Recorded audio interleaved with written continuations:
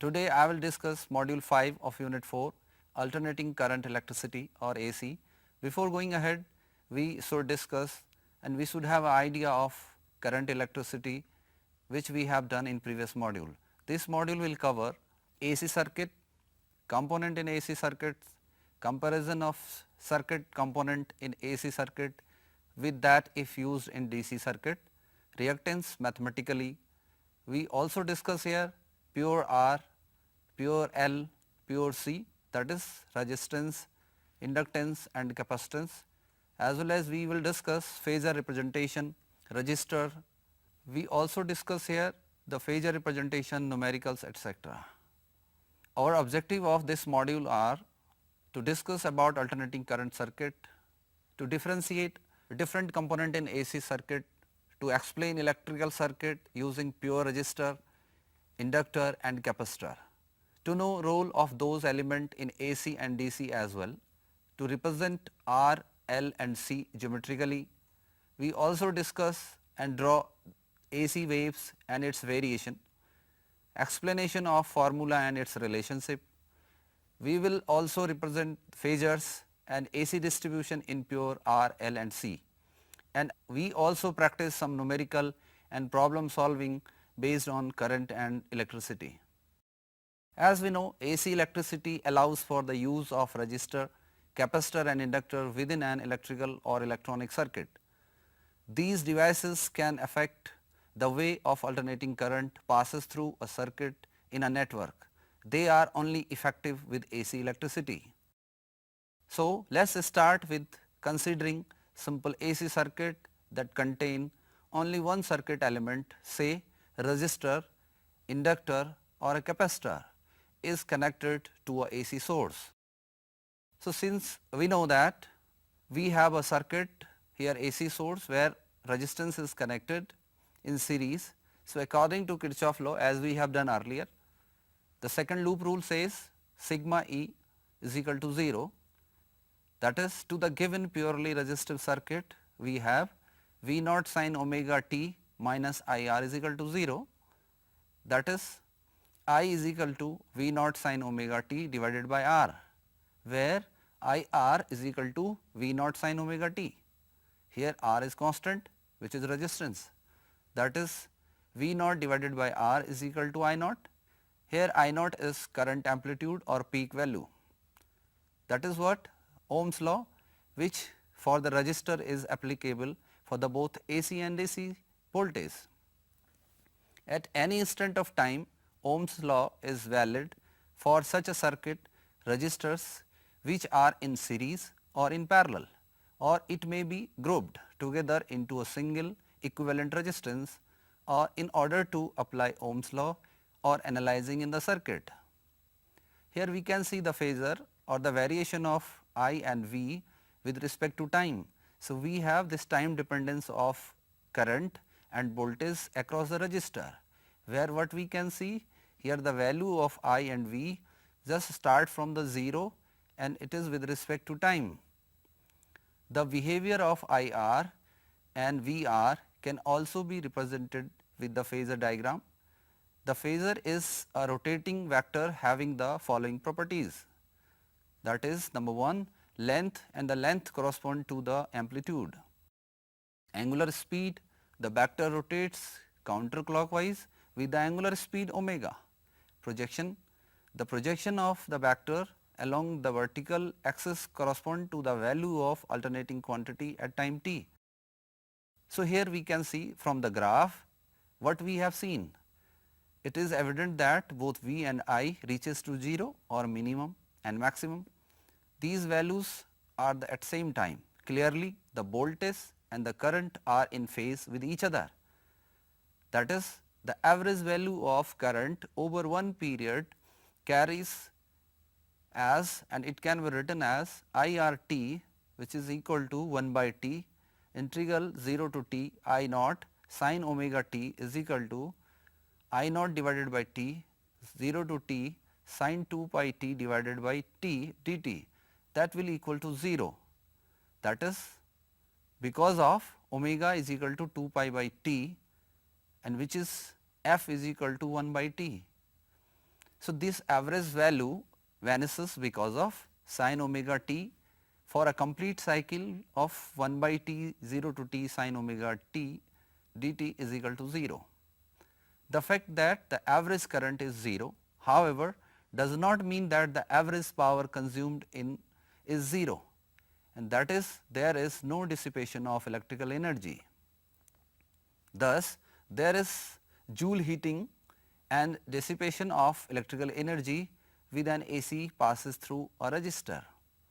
The power dissipated in a resistor is P r at certain time interval t is equal to V r I r or I square T r.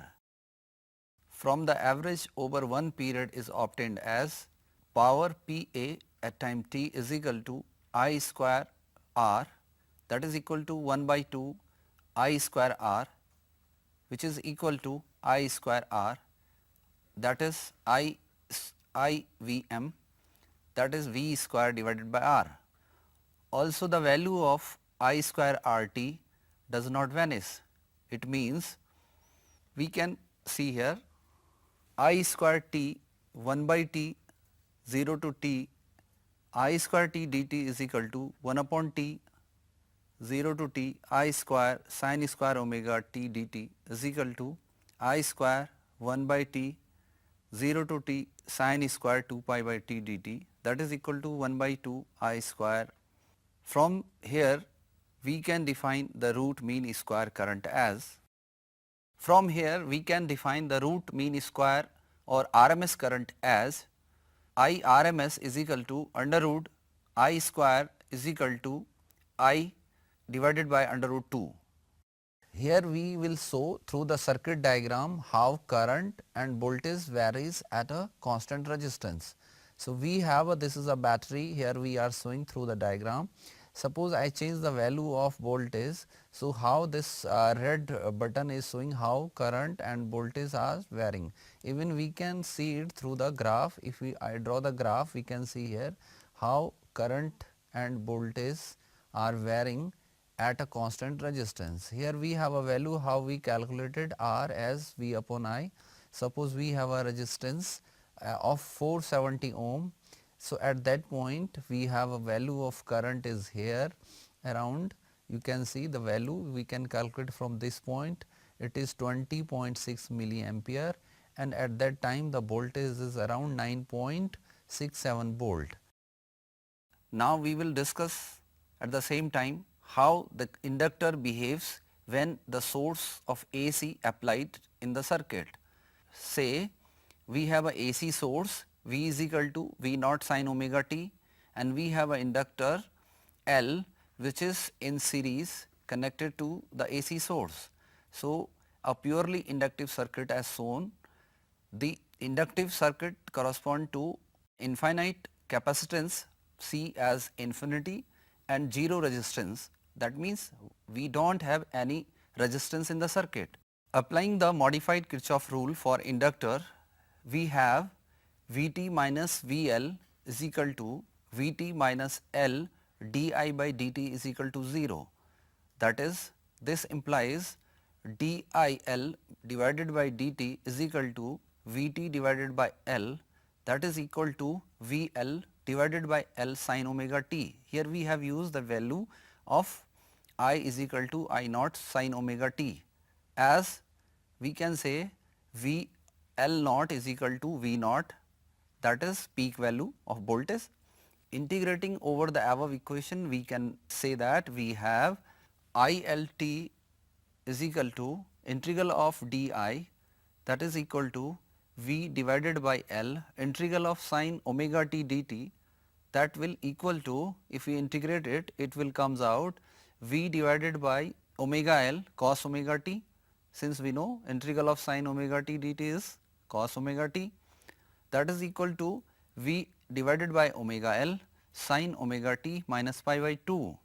So, we can say also here the amplitude of the current through the inductor is IL is equal to VL divided by omega L, which is equal to VL divided by XL, where XL is the reactance and which is equal to omega L, and this is called inductive reactance, and its SI unit is ohm as of resistance. Just like we can say we measure resistance, we will measure inductance here. However, unlike resistance, XL depends on angular frequency omega. The inductive reactance vanishes as omega approaches to 0. That means when angular frequency is approaching towards 0, the phase constant is phi is equal to plus pi by 2. Here the current and voltage plots and the corresponding phasor diagram for purely inductive circuit is given below. We can see here it.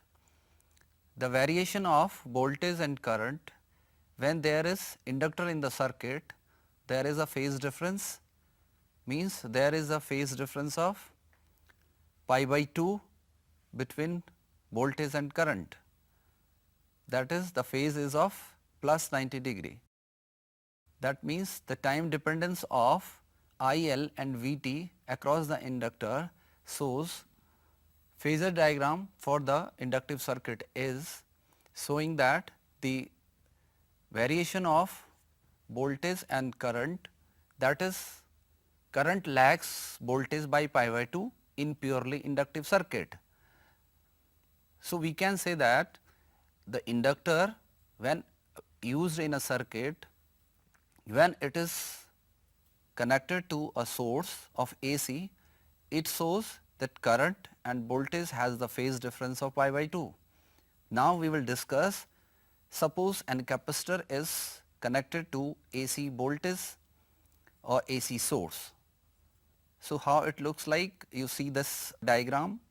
In a purely capacitive case, both resistance R and inductance, that is 0. Here we apply Kirchoff voltage rule as Vt minus Vc is equal to Vt minus Q divided by C is equal to 0. This gives Vt is equal to Cv is equal to Cvt, that is equal to Cv sin omega t.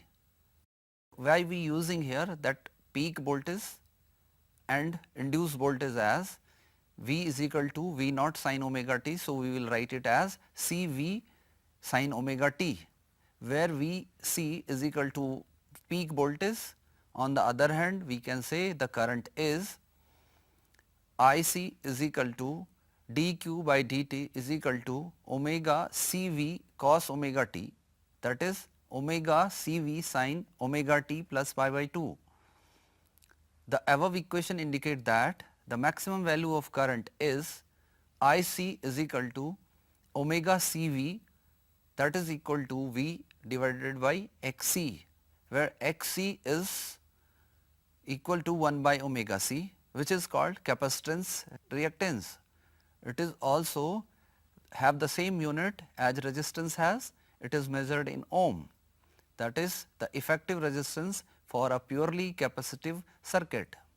We can note here the Xc is inversely proportional to both C and omega, where C is capacitance of the capacitor in the circuit and omega is the angular frequency, and it diverges as when omega approaches to 0. The phase constant is given as phi is equal to minus pi by 2. It is just reverse of inductor, where phi was is equal to plus pi by 2. Then the frequency f is equal to 1 upon 2 pi under root LC, where L is measured in Henry and C is measured in farad. The current and voltage plot the corresponding phasor diagram for a purely capacitive circuit is given as below. We can see here the variation of current and voltage with a certain interval of time, there is a phase difference of minus pi by 2. That means when voltage is starting from the 0, that time current start from pi by 2 or 90 degree. So, we notice that at t is equal to 0, the voltage across the capacitor is 0, while the current in the circuit is at maximum. In fact, Ic reaches its maximum before by 1/4 of the cycle, as Vt is written as phi is equal to pi by 2. Thus, we say that the current leads the voltage by pi by 2 in a circuit when capacitor is used. So, here we can summarize the capacitance and inductance are inherent properties of an element just like resistance. Their reactive effects are not exhibited under constant direct current, but only when the conditions in the circuit changes. Thus, the reactance differ with the rate of change and the constant only for the circuit under alternating current of constant frequency. In case of vector analysis of electric circuit, resistance is the real part of the complex impedance while reactance is the imaginary part. Both share the same SI unit, that is ohm. An ideal resistor has 0 reactance while ideal inductors and capacitor consist entirely of reactance, that is XL is equal to omega L, which is equal to 2 pi FL, where F is the frequency and L is the inductance. At the same time, Xc is equal to minus 1 upon omega c, which is equal to minus 1 divided by 2 pi Fc. Now, we can share some part of problem solving here, what we have done previous in the chapter or here at the same what we have discussed today. So, we can start with this. Can you imagine what about the automobile batteries usually supply the voltage? Can you guess? Say like 240 volt, 120 volt, 12 volt or 9 volt. You can just guess. I can repeat it like this. Suppose we are using a battery in a car or in a bike. So, what supposed to be the supply of the voltage? It will be around 240 volt, 120 volt, 12 volt or 9 volt, right. Okay. So, it is about 12 volts. Next we can share one more here. Can you guess which component has positive and negative side? We are using say a potentiometer, fuse or a resistor and a battery. Quick, you have to answer. So, it is battery, right. Now, we have a one more. For a pure inductive circuit, what you can imagine? I am giving some option to you. The inductive circuit consumes some power on average, does not take power at all from the line or takes power from the line during some part of the cycle and then returns back to its during the other part of the cycle. So, what will be the answer? The answer will be it takes power from the line during the some part of the cycle and then return back during the next cycle. Here one numerical for you, just answer what supposed to be the frequency of a sine wave like a country we are living, say India. So, it will be, okay, guess, just calculate, it is 20 hertz, 30 hertz or 40 hertz or 50 hertz. Good, it is 50 hertz. One more question for you. Capacitive reactance is more when the capacitance is less and frequency supply is less. Capacitance is less and frequency is more. Capacitance is more and frequency is less, or capacitance is more and frequency of supply is more. The answer is capacitance is less and frequency supply is less, means both must be less. Okay, one more question. Why power in a circuit is 0 in which current voltages are 90 degree or out of phase? Okay, just you can do it. What we have done earlier, when we were using the inductor or capacitor with the AC source, that time we have shown in phasor also. Say if current and voltage are 90 degree out of phase, then the power P will be 0. The reason is that we know that power in AC circuit, power is equal to VI cos phi. If angle between current and voltage is 90 degree, then power is equal to Vi cos 90, cos 90 is 0, then the power will be 0 in case of pure inductive circuit.